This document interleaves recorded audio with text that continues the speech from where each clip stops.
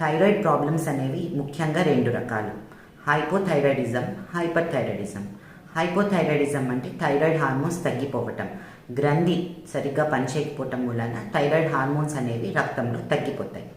Hyper thyroidism అంటే thyroid హార్మోన్లు పెరిగిపోవటం, గ్రంథి ఓవర్గా పనిచేయటం వల్ల థైరాయిడ్ హార్మోన్స్ అనేవి పెరిగిపోయి హైపర్ థైరాయిడిజం వస్తుంది. సో ఈ రెండింటిని ఎలా డిఫరెన్షియేట్ చేయొచ్చు? ఒక సింపుల్ థైరాయిడ్ టెస్ట్ చేయించుకుంటే ఈ రెండింటిని ఈజీగా మనం గుర్తించవచ్చు.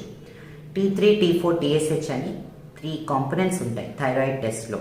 ఎప్పుడైతే T3, T4 తగ్గిపోయి TSH పెరుగుతుందో దాన్ని హైపోథైరాయిడిజం అంటారు. T3, T4 పెరిగి TSH తగ్గుతుందో దాన్ని హైపర్ థైరాయిడిజం అంటారు. మీకు ఎటువంటి థైరాయిడ్ ప్రాబ్లం ఉందో మీకు తెలుసుకోవటం చాలా ముఖ్యం. ఎందుకంటే ఈ రెండింటి ట్రీట్మెంట్ డిఫరెంట్గా ఉంటుంది, ఫాలో అవ్వాల్సిన డైట్ కూడా డిఫరెంట్గా ఉంటుంది.